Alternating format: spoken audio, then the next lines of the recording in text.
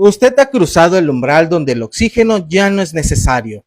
Bienvenido al más allá, un territorio donde sus secretos se materializan en cada sombra y cada luz.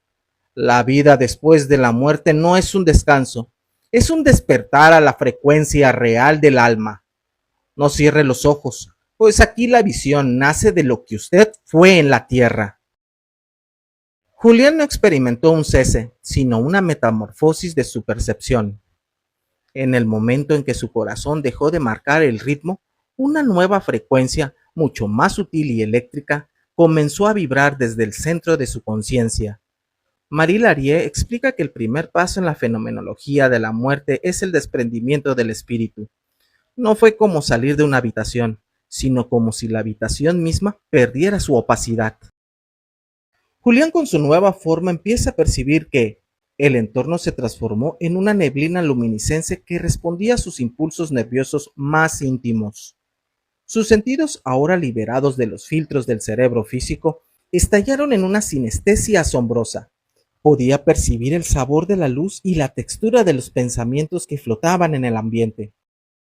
El espíritu guía que lo esperaba no se presentó con una forma humana rígida, sino como una columna de energía radiante que pulsaba en tonos violetas y dorados. Lo que ves ahora es el mundo real, transmitió el guía. La materia era solo la envoltura. Julián observó su propio cuerpo espiritual. No era una copia borrosa de su antiguo yo, sino una estructura de filamentos translúcidos que brillaban con una intensidad proporcional a su paz interior. El guía le explicó que, en esta etapa, el espíritu debe aprender a controlar sus corrientes mentales. En el plano espiritual del Arié, el pensamiento no es solo una idea, es una fuerza que moldea la sustancia del entorno. Si Julián sentía ansiedad, el aire se volvía viscoso y oscuro. Si sentía amor, la atmósfera se aclaraba hasta volverse cristalina. Esta es la base técnica del espiritismo, la ley de la acción y reacción inmediata. El espíritu actúa como un imán que atrae o repele luz según la calidad de la vibración moral. Julián notó que el cordón de plata, ese vínculo energético con su antiguo cuerpo, se había disuelto por completo, marcando el inicio de su vida en la libertad absoluta de la frecuencia. El guía condujo a Julián hacia lo que Larie denominó las esferas de disonancia. A medida que descendían en frecuencia, la luminosidad se desvanecía, no por falta de luz, sino por la incapacidad del entorno para reflejarla. Entraron a un paisaje que parecía extraído de una pesadilla, una ciudad de sombras proyectadas donde el suelo se sentía como cenizas húmedas y el cielo era una cúpula de plomo que sofocaba cualquier esperanza. Aquí la espiritualidad es un eco lejano, susurró el guía. En esta zona se agrupan quienes vivieron obsesionados por la materia, el odio o el deseo de dominio. Julián observó a las almas que habitaban este nivel. Estaban envueltas en espíritus densos, opacos, que parecían cargados de una estática negra. Marie Larie detalla que estos espíritus no están en un lugar físico, están en un estado de vibración de estancamiento. Ellos creen seguir vivos, repiten sus actos una y otra vez más, pero no se dan cuenta que están atrapados en el sentimiento de culpa. Se atraen entre sí por la similitud de sus deudas morales, creando comunidades de sufrimiento donde se repiten infinitamente los mismos dramas de su vida terrenal. Vio a hombres que aún intentaban ejercer una autoridad que ya no asustaba a nadie. La fenomenología de este lugar es atroz. La falta de luz exterior obliga a los espíritus a ver únicamente su propia fealdad interior proyectada en el paisaje. Las casas eran ruinosas y los caminos conducían siempre de vuelta al mismo punto de angustia. No hay un juez aquí, explicó el guía, solo la ley de la densidad. Un alma cargada de rencor es demasiado pesada para flotar hacia la claridad. Julián sintió la opresión de este ambiente, una sensación de frío que no era térmico, sino moral. El guía le mostró que, incluso en este abismo de sombras, hay misioneros de luz que descienden desde esferas superiores, pero que solo son visibles para aquellos que, en un instante de humildad, deciden dejar de mirar hacia el suelo y buscar sinceramente una salida. El umbral gris es una zona de purga donde el tiempo se mide en ciclos de arrepentimiento. El ascenso hacia las esferas superiores fue como una explosión de música silenciosa. Julián sintió que su espíritu se expandía y se volvía tan ligero que el concepto de arriba y abajo dejó de tener sentido. Julián acaba de entrar en la esfera de la creación consciente, el verdadero más allá que Marie Larie describe como un reino de belleza incomparable. Frente a ellos se extendía una ciudad cuya arquitectura desafiaba cualquier ley física conocida.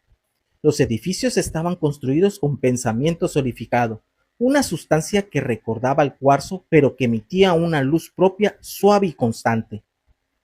Aquí, el arte y la ciencia son la misma cosa, explicó el guía. Creamos a través de la voluntad compartida. Julián vio plazas donde los espíritus se reunían para proyectar imágenes tridimensionales de mundos lejanos, estudiando las leyes de la vida en todas sus formas. En las universidades del espíritu, el conocimiento no se transmite con palabras, sino a través de comunicaciones mentales, donde la experiencia completa de un ser era compartida con todos en un instante. Los jardines no tenían flores de tierra, sino de energía cromática que cambiaban de tono según la nota musical que vibraba en el aire. Marie Larie describe estos niveles como planos de bienestar activo. Los espíritus no descansan, trabajan en la sostenibilidad de la luz universal, coordinando misiones de ayuda para la Tierra y diseñando nuevos modelos de evolución para las almas jóvenes. Julián notó que aquí el periespíritu de los habitantes era casi invisible. Era una red de filamentos de diamantes que pulsaban con una alegría que se sentían como el latido mismo del universo. En esta esfera, la identidad individual se fortalece a través de la unión con el todo, en una danza eterna de descubrimiento y amor creativo. El guía detuvo su avance frente a un muro de energía que parecía una cascada de filamentos plateados. Al tocarlo, Julián sintió una descarga de emociones puras, tristeza, esperanza, amor y desesperación. Eran las voces de los que aún habitan el plano físico. Larie detalla que la vida después de la muerte no es un estado de aislamiento, sino una red de comunicaciones constantes donde el pensamiento actúa como un telégrafo inalámbrico de precisión absoluta. Observa cómo se forman los puentes, le indicó el guía. Cada que alguien en la tierra pronuncia un nombre con amor o eleva una plegaria honesta, emite una onda de choque luminosa que viaja por estos filamentos hasta encontrar su destino aquí. Julián vio cómo pequeños destellos de luz dorada llegaban desde el vacío y se depositaban en los espíritus de algunos habitantes en las esferas de cristal, dándoles una fuerza renovada. Sin embargo, también vio nubarrones oscuros, pesados, que venían cargados de rencor o duelo. Estas ondas no iluminaban, por el contrario, envolvían al espíritu receptor en una atmósfera de plomo, dificultando su ascenso. El vínculo no se rompe con el cese del cuerpo, continuó el espíritu.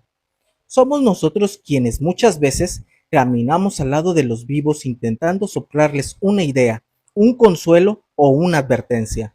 Pero si su vibración es densa debido al materialismo o al odio, nuestra voz se pierde en el ruido de su propia estática mental. La fenomenología de este contacto es fascinante. Los espíritus no utilizan palabras, sino que inyectan imágenes y sentimientos en los sueños o en los momentos de silencio de los vivos. Julián comprendió que la verdadera responsabilidad de quien ha partido es aprender a soltar las amarras del dolor ajeno para poder ayudar desde la claridad. En este plano, la telegrafía es un intercambio de fluidos magnéticos, una simbiosis donde el pensamiento del vivo alimenta al muerto y la luz del muerto guía al vivo, siempre que ambos sintonicen la misma frecuencia de benevolencia. Para la etapa final, el guía permitió que Julián se fundiera con la vibración de la esfera más alta que la conciencia humana puede concebir.